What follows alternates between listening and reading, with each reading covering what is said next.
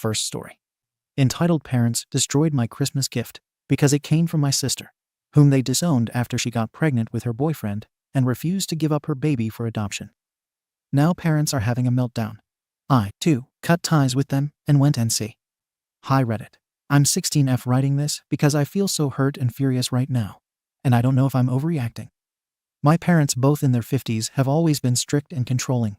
But this Christmas, they crossed a line I can't forgive. I need to know if I'm being too emotional about this or if my anger is justified. First, some background. I have an older sister, Amelia 23F, who hasn't been part of my parents' lives for about 3 years now. Amelia went no contact with them after they disowned her for getting pregnant by her boyfriend, Ryan.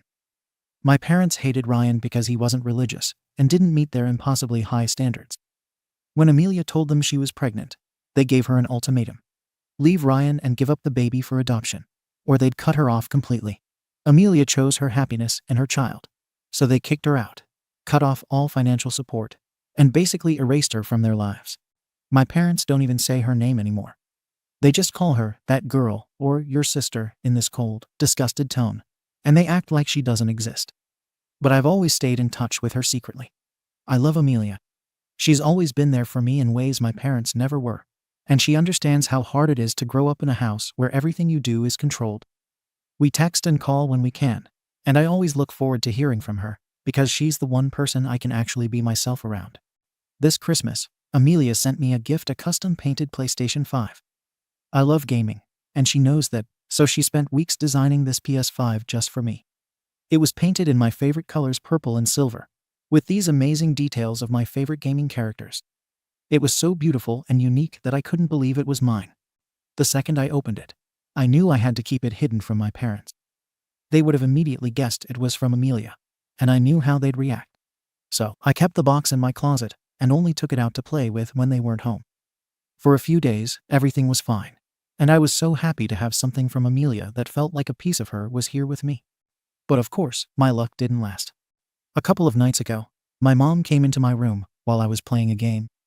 She saw the PlayStation and immediately started asking questions about where it came from. She said it looked too flashy to be something a friend from school would give me. I panicked and tried to lie, saying a friend had given it to me as an early gift, but she didn't buy it. She called my dad into the room, and when he saw the PlayStation, he gave me this cold, angry look and said, "Is this from your sister?" I didn't answer. I couldn't. I just froze, and that was enough for him to figure it out. He just grabbed the PlayStation and walked out of the room with it. I followed him, begging him to stop, but he didn't say a word. He went straight into the garage, grabbed a hammer, and smashed the PlayStation into pieces right in front of me. I was screaming and crying, begging him to stop, but he just kept going. When he was done, he threw the pieces into the trash and walked away like nothing had happened. My mom stood there the whole time, and when it was over, she turned to me and said, "This is for your own good. We won't let her poison you the way she's poisoned herself." I was completely devastated. I couldn't even speak. I just ran back to my room and cried for hours. The next morning, my mom tried to act like everything was fine. She came into my room and said, "We'll buy you a new one, with more games. You don't need something so tainted."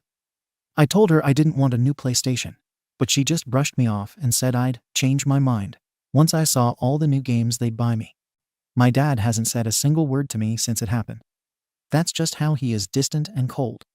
He doesn't care how much this hurt me, and he probably thinks he did the right thing by disciplining me. I haven't told Amelia about what happened yet, because I don't know how. She worked so hard on that PlayStation, and I know it'll break her heart to find out it's gone. I'm also scared that telling her will make her even angrier at my parents, and I don't want to drag her back into their toxicity when she's finally happy and free from them. But at the same time, I feel like I owe it to her to be honest. Right now, I feel completely trapped. My parents don't respect me or my feelings, and I can't talk to them about how much this hurt because they'll just twist it into some lesson about obedience or honoring your family. I'm counting down the days until I can leave this house for good. But until then, I'm stuck here, walking on eggshells and pretending I'm fine when I'm really not. So, Reddit, Ada for being this angry. Should I just accept the replacement PlayStation and move on? Or am I right to feel like this is something I can't forgive? How do I even begin to process this? Update. Hi everyone. First of all, I want to thank everyone for your kindness, advice, and validation. I didn't expect this post to blow up the way it did, and I've been overwhelmed by the number of comments and messages I've received. Unfortunately, there are way too many for me to reply to individually, so I'm making this post to answer the most common questions and give more context about my family dynamics and the situation. A lot of you have asked for more details about my parents, my sister, and the PlayStation incident. So here's everything I can think to include. Can the console not be restored? When my dad took the hammer to the PlayStation, he made sure there was no way to salvage it. He completely obliterated the console. I could hear the cracks and shattering as he swung the hammer over and over again, and by the time he was done, the entire thing was in pieces. The painted sections were completely ruined. Even if I had the skills to repair a PlayStation, which I don't, there's no way to restore the artwork. It's gone forever. Why are my parents so cruel? Honestly, I don't know how to answer this, because it's something I've wondered my whole life. My parents have always been extremely religious and controlling, but their beliefs go beyond just being strict, they're downright cruel. When they disowned Amelia, she was pregnant with Ryan's child. They kicked her out, cut off all financial support, and told her she wasn't welcome in their lives anymore, unless she gave up Ryan and the baby. Amelia chose herself and her happiness, but what happened next was heartbreaking. A few months later, she miscarried. She lost the baby, and my parents didn't care. I remember asking my mom about it, thinking she'd at least feel some sympathy, but all she said was, she brought it on herself. My dad didn't say anything at all, which is his usual response to anything emotional. My parents acted like it was some kind of divine punishment, and they didn't shed a single tear or show any empathy for Amelia. I was only 13 at the time, but that moment has stuck with me ever since. This kind of behavior isn't new for them. They use religion to justify everything they do, no matter how hurtful it is. They demand total obedience and don't allow for any kind of disagreement. It's suffocating to live with them, and I've spent most of my life walking on eggshells to avoid their wrath. I think a big part of why my parents are still so angry at Amelia is because of how well she's doing now. She lives just a few miles away from our house, which I think makes it worse for them because they can't avoid seeing or hearing about her. She and Ryan are genuinely happy together. They have a beautiful home, and Amelia has built an amazing career for herself. She runs her own small business, and it's been taking off lately. She's doing well financially and emotionally, which is the exact opposite of what my parents hoped for. I think they expected her to fail without their help, but instead, she's thriving. It's like everything they wanted to happen to punish her has backfired, and they can't stand it. I've overheard them talking about her before, and they always sound bitter and angry, like her success is some kind of insult to them. Why haven't I told my sister yet? I know I need to tell Amelia what happened, but I've been putting it off because I'm scared. She worked so hard on that gift, and I know it'll break her heart to find out it's gone. I'm also worried that telling her will make her even angrier at my parents, and I don't want to drag her back into their toxicity when she's finally free from them. At the same time, I know I can't hide this from her forever. She deserves to know the truth, and I don't want her to think I don't appreciate what she did for me. I've decided that I'm going to call her soon and explain everything. I just need to work up the courage first. Moving in with my sister. A lot of people have suggested that I should ask Amelia if I can move in with her. And while that sounds amazing in theory, I'm not sure how to go about it. Amelia and Ryan are wonderful people, and I know they'd want to help me if they knew how bad things are at home. But I don't want to be a burden. Amelia has worked so hard to build a happy life for herself, and I don't want to disrupt that. She's been through so much already, and I don't want her to feel like she has to take care of me on top of everything else. That said, I don't think I can stay here much longer. Living with my parents is becoming unbearable, and after what happened now, I feel like my relationship with them is completely broken. I don't think it can be repaired. Right now, I'm trying to figure out my options. I want to get a part-time job after school and start saving up so I can leave as soon as I turn 18. Amelia did offer to let me stay with her once before, but I never thought I'd actually need to take her up on it. Now, I'm starting to think it might be my best option, even if it's just temporary. That's all I have for now. Thank you again to everyone who commented and shared their thoughts. I'm so grateful for the support and advice, and it's helped me feel a little less alone in all of this. I'll update again once I've talked to Amelia and figured out my next steps. Update. Hi Reddit. I wanted to give you all an update because things have escalated in ways I didn't expect. First, I want to say thank you to everyone who commented on my original post. Your advice and support gave me the courage to stand up for myself and finally talk to my sister about everything. It's been a chaotic few days, and while I'm still processing everything, I wanted to share what's happened. After reading all of your advice, I finally called my sister, Amelia, and told her everything. I didn't sugarcoat it. I explained how my parents found out about the PlayStation, how my dad smashed it to pieces, and how much it hurt to lose something she'd poured so much love into. Amelia was quiet at first, and for a second, I thought she might be angry. But when she spoke, her voice was soft, almost sad. She told me she wasn't surprised our parents did something so cruel, but that she hated how much it had hurt me. She kept apologizing, even though none of this was her fault, and I could tell she was holding back tears. We ended up talking for hours. I told her about how suffocating it's been living with our parents, how controlled and small I feel under their roof. She shared more about her own experiences growing up with them, how they tried to manipulate and guilt her into obedience, and how much worse it got after they disowned her. I'd always known they'd been cruel to her, but hearing her side of it made me realize just how toxic they've always been. By the end of the call, Amelia asked me if I wanted to leave.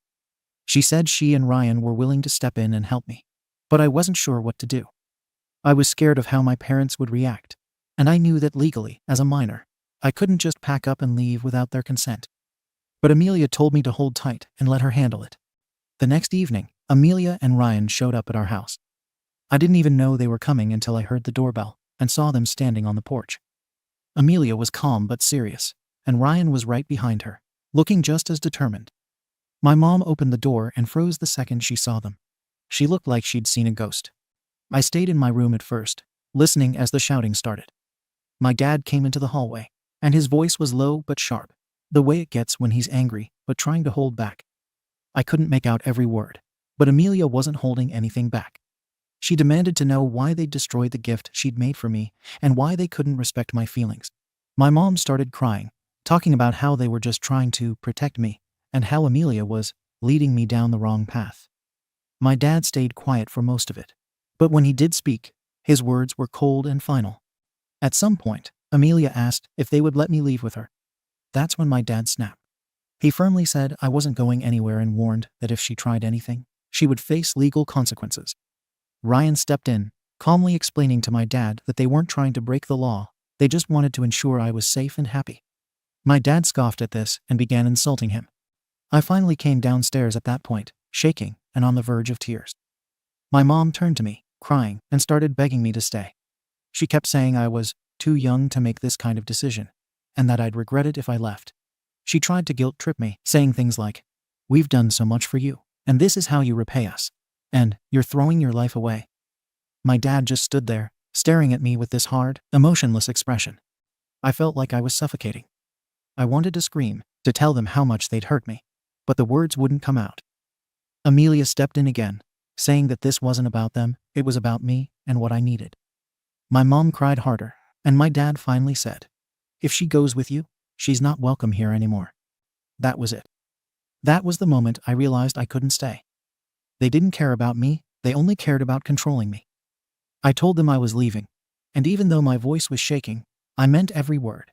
I grabbed as much as I could: clothes, school supplies, and a few sentimental items, and packed them into a bag, while Amelia and Ryan waited. My mom followed me upstairs, crying and begging me to reconsider, but I couldn't. My dad didn't say a word as I walked out the door. One of the things that made this easier is that Amelia and Ryan live close to my school, closer than my parents do, actually. So I didn't have to worry about transferring or any issues with getting to class. Amelia reassured me that she'd help me keep my grades up and get through the rest of the school year. Ryan has been amazing throughout all of this. He's been so kind and understanding.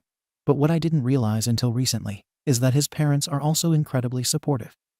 When Amelia told them about what was happening, they immediately offered to help if we needed anything. Knowing we had their support made me feel so much more secure about leaving my parents' house. It's been about 2 weeks now, and I'm starting to settle into my new life. Amelia and Ryan have been amazing. They've gone out of their way to make me feel at home. Amelia set up a room for me with a bed, a desk, and even some art supplies so I could try painting with her. Ryan makes dinner most nights, and he's been helping me figure out my options for the future, like getting a part-time job and saving up for college. What I didn't expect was how much Ryan has been advocating for me. He's quiet by nature, but he's fiercely protective of Amelia, and now, me too. He told me that as far as he's concerned, I'm family, and he'll do whatever it takes to make sure I feel safe and supported. He even sat down with Amelia and me to come up with a plan in case my parents try to pull anything, like involving the law. Having him on my side has been such a relief. As for my parents, my mom has sent a few texts, mostly guilt-tripping me about how I've broken the family apart, and how I'll realize my mistake eventually. My dad hasn't contacted me at all, which doesn't surprise me. I haven't responded to any of their messages, and I don't plan to. TLDR. I told my sister about what happened, and she and her boyfriend came to my parents' house to confront them. My parents refused to let me leave, tried to guilt-trip me, and eventually said I wouldn't be welcome back if I left. I left anyway, and since Amelia and Ryan live close to my school, transferring wasn't an issue. Ryan's parents also supported us, and I've been living with them ever since. I'm finally in a safe and loving home, and I couldn't be happier. Second story. I bought 5 classic cars from an old widow after her husband expired. Now the widow has expired, and her lawyer grandson came up demanding the cars back, accusing me of cheating his grandma and threatening to sue me. Now he is fired from his job, and I get to keep the cars. I'm close friends with a co-worker, and we've helped his mother in her 80s with house maintenance. His mother's neighbor, I'll call her Elaine, was in her 90s in 2016, when Elaine's husband, who was in a home, died. While doing maintenance on my co-worker's mother's house, I drove there in my 1975 Falcon, and Elaine came out to ask me to have a look at some cars I might like that had belonged to her husband. I won't go into detail except to say 3 were in good drivable condition and worth a decent figure, and 2 more were ruined but good parts cars. At the time I couldn't afford anywhere near what they were genuinely worth. 2 are at least in the top 5 desirable Australian classics. I told her what they could fetch on the open market, but she was happy to take $5,000 for all 5 cars, well under their value. She wanted to make sure they went to someone who would appreciate them, and I paid for and collected them a week later, and I still have the 3 good ones, 2 now on historic registration and the other in storage. Elaine passed away in the middle of this year, and her grandson is on the warpath over the cars. He's found my contact details and phoned me several times threatening to sue for effectively stealing the cars from his grandmother, and has turned up at my front door once demanding the return of the cars. I have not been served or received anything in writing from him in a legal sense, only his business card, which sounds dodgy. I've verified he's an actual lawyer, as he claims, through a website of his employer, which lists him with a photo as specializing in commercial and insurance law, just like his business card. I'd have expected if there was a real legal issue with the ownership of the cars, it would be in relation to the grandmother's estate proceedings, and I'd be contacted by mail by someone acting as executor, not via phone calls and doorstop visits by one angry, smug bastard acting like it's happening between me and him alone. Since I'm not a lawyer and my presumptions could be completely out, I'm posting here. If need be, I could now afford the market price of all the cars. Is the grandson likely to have a case? And should I find a lawyer of my own? Relevant comments. RCGY. Now, but if Elaine's husband left them to her in his will, she was free to do with them as she pleased. Ergo, the grandson has no claim. He'd be banking on your uncertainty of that to strong-arm you into cutting a deal. Don't ignore any official summons or claims, but you can safely tell him to sod off over the phone. If you want to get really petty, you could contact his law firm and complain about him. But as long as he wasn't intimating that his employer was in any way involved, it's none of their business, so they could tell you. Cool, so what? OP. Thanks. Banking on my uncertainty is a good way to describe the vibe I'm getting from him. He's not exactly throwing his law firm's name around, but it is on the business card he gave me.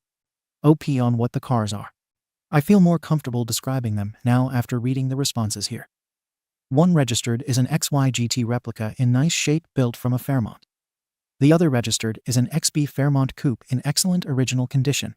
And the third I'm still working on getting back on the road is an XA Sedan Falcon 506.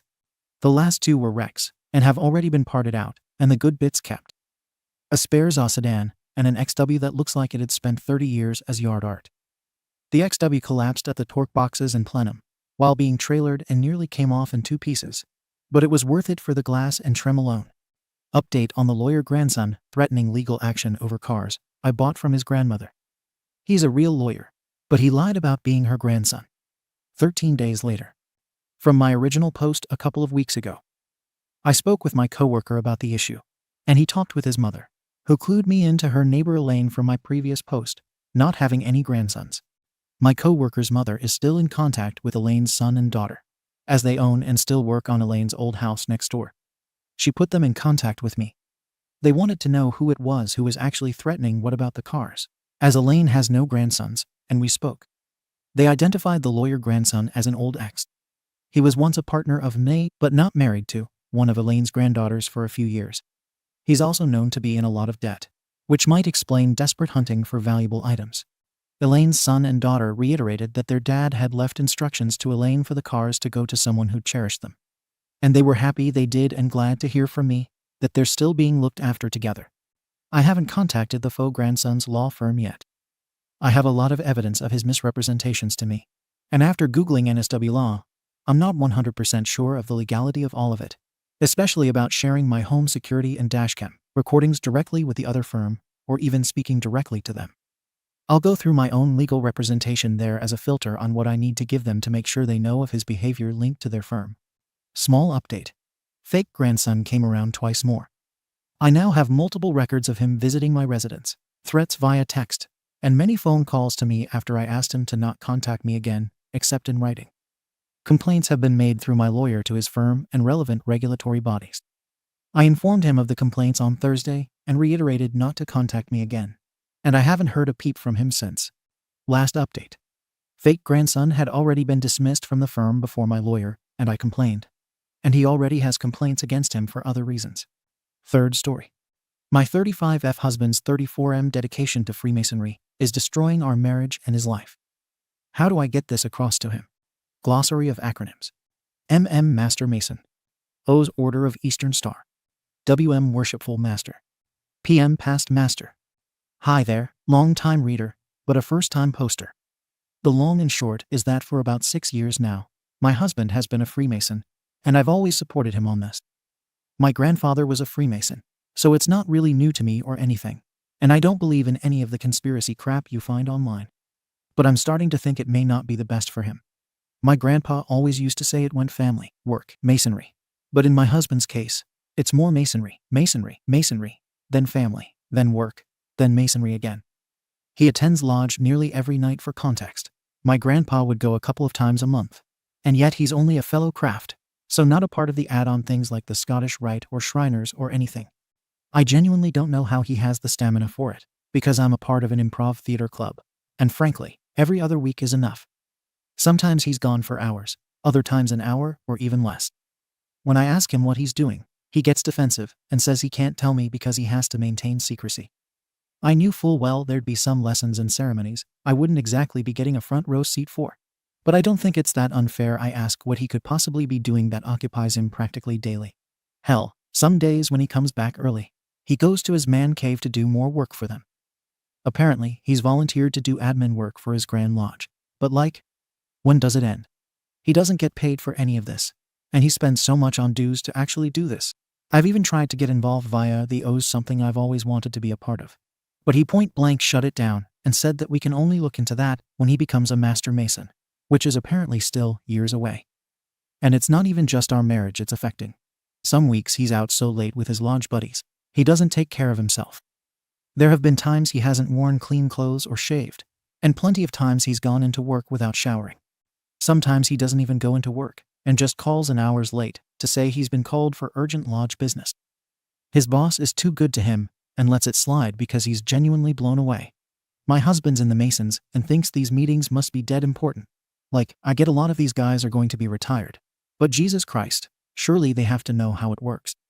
It's making a bad impression with people, and I genuinely can't remember the last time we did a thing together as a couple. Plus our bedroom has been dead for at least a year, which I've sort of put up with because I have a low libido. But I guess it's just another symptom. Every time I ask him to do anything, he just tells me he's too tired. I guess how do I get it across to him that his Masonic life needs to slow down? It's not even affecting just me. It's affecting our whole lives, but I don't even know where to begin. I don't want him to leave the Masons.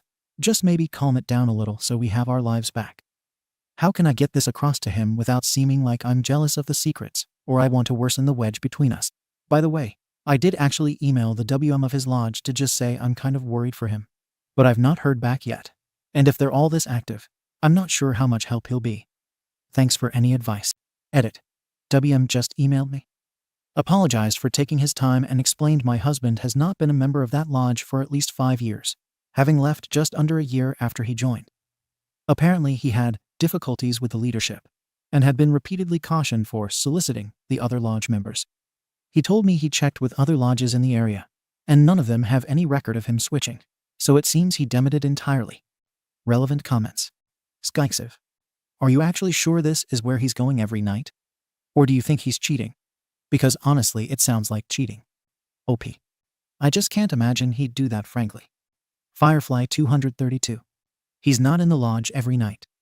He's either drinking, doing drugs, or something else like gambling or cheating. Something addictive. Something he's willing to wreck his life over. Please start digging, starting with financials. Where is he spending his money? What do you have access to? Who is he spending time with? Then go to the lodge, join the women's division, and find out how often the meetings actually are. OP. I have taken a look at his bank account, and it always goes to something called Starfield Services, but I can't find any information on it, so I just assumed that's what the lodge uses to get their money. Nipples. I googled it, and it looks like it's encryption for websites. That's really weird. From their website. Our SSL certificates protect a single domain or multiple domain websites. We use Strong SHA-2 and 2048-bit encryption that's virtually uncrackable. What SSL is according to Google? An SSL Secure Sockets Layer certificate is a digital file that verifies a website's identity and encrypts communication between a browser and a web server. SSL certificates are used to protect sensitive information like credit card numbers, addresses, and names from being intercepted by hackers. Also, usually, an SSL certificate is purchased annually. Seems kind of weird. I'd wonder what he's doing on his devices. Aknut 4550. Any updates, OP? As a Mason myself, I am curious what actually is happening. OP. So far not much, though I've spoken with a PM who was the senior warden around the time my husband left. He says he can't remember precisely what the soliciting involved, and it was never too explicitly, but it definitely came across as creepy and invasive, along with lots of weird questions about masculinity. He's going to come round tomorrow, and we're going to discuss it with my husband then. Update. Hi everyone. You might remember this post where I mentioned how Freemasonry, or rather my husband's commitment to it, was destroying our marriage and corroding his life. Well, I apologize to the craft because Masonry had nothing to do with my husband's antics. In my update to the post, I mentioned I had spoken with the current worshipful master, basically the lodge's chair, and he informed me my husband had demoted from that lodge years ago and never joined any others. He did suggest it could be a clandestine lodge, and in a way I hoped this would be the case, but I think we both knew that was highly unlikely. He also ended up putting me through to a past master who was senior warden of the lodge around the time my husband quit, and apparently it was a jumped before he was pushed situation.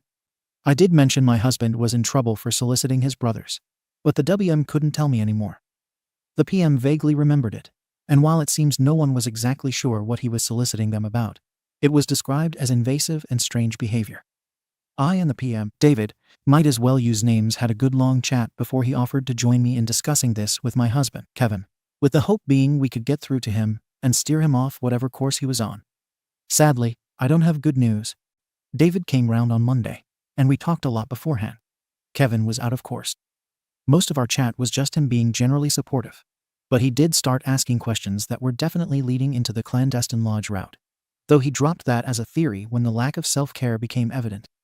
Midway through our conversation, Kevin comes home, and when he comes in, I say there's somebody I'd like him to meet, and he just deflects by saying he's tired from lodge, and will have to do it tomorrow.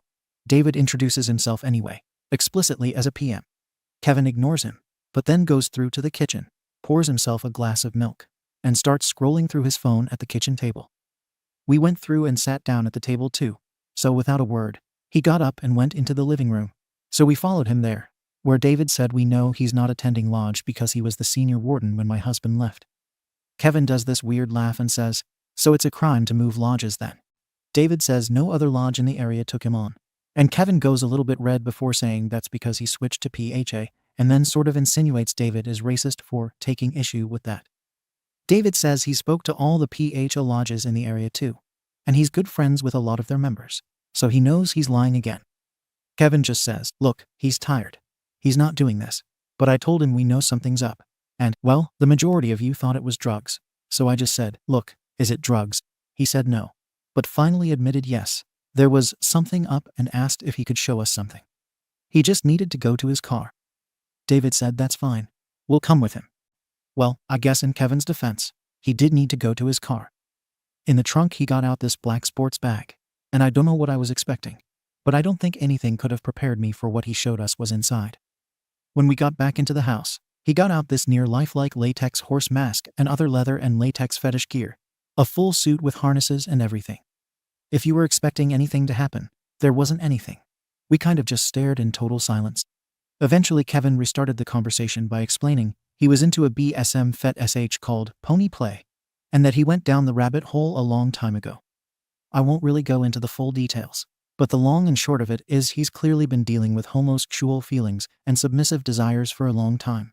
Though he's still in denial about both of them, and is adamant he's not bi or gay, 100% straight, etc.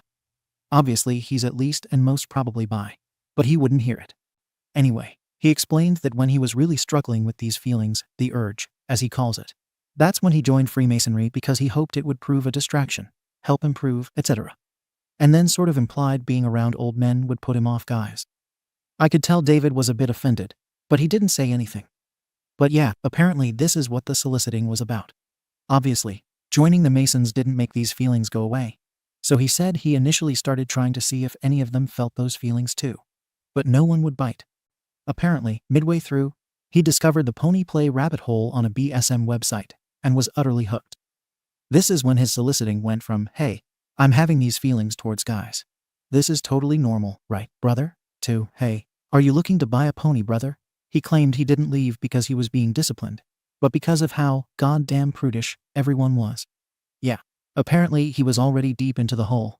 And while he'd be attending lodge a couple of times a month legitimately, the other times were him doing the BSM stuff. Apparently it began with escorts, but eventually he graduated to pro-doms because too many of them found it weird or weren't into it enough. There's one main one he goes to the most, called Mistress Candy, but when she's busy, he'll go to other ones. And if that's not an option, he'll go find a cheap hotel to self-care, or do it with an online mistress. Oh, there's a lot of them apparently, and that was how he got into findoms, where the whole thing is he gives them money for nothing in return. I don't really know how to describe how I felt as this all came out. The shock, the betrayal, the rage, the upset, the hurt.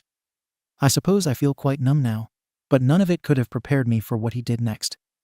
David said, "So you've been having an affair then, and using the craft as cover?" Kevin got very angry and said he's not been having an affair. This sparked an argument again. I won't go into the details where Kevin's excuse was that at no point was he in control during this, because Mistress Candy made use of hypnosis to control him. And sometimes the urge was so powerful, it would shift him into Sparkles, his pony persona, involuntarily. He didn't use this as an example, but I guess it's kind of like a Dr. Jekyll and Mr. Hyde situation. Again, no remorse or contrition. And he said we can still fix this with couples therapy, because apparently I wasn't satisfying his needs. How did he come to that conclusion? Well, I never independently suggested pony play and gave him an avenue to open up about it. This is somehow my fault. I won't go into the arguments that followed, but it ended with me packing a bag and David taking me to my parents' place. I've told Kevin I'll be seeking a divorce, something which he's also in denial about because the marriage is dead. Clearly, he values his time playing dress up as a horse more than he does me as a person. So I might as well let him focus on that. I'm staying with my parents right now and taking some time off work until I can clear my head. Can't sleep, so I figured I might as well try and get this out of my system. It has helped, honestly. I'm also currently no contact with Kevin, and it'll be staying that way until I can serve him papers. Who knows what the future holds there, but he won't be in it. Though if you wanted some good news, I'm finally joining the O's. David explained to me I can join via my grandfather, so I'm going to be meeting with the secretary next week. Thanks for being on this wild ride and helping me see reason. I guess I would probably have gotten here anyway when the WM messaged me, but it was nice to know I had people on here, and especially those who talked it through with me in DMs. You guys know who you are, and you were awesome. Otherwise, have a great day and peace out. Thank you for watching the video. If you are interested in listening to these kinds of stories, we've got more in store for you. Simply subscribe to our channel, hit the like button, and share it with your friends.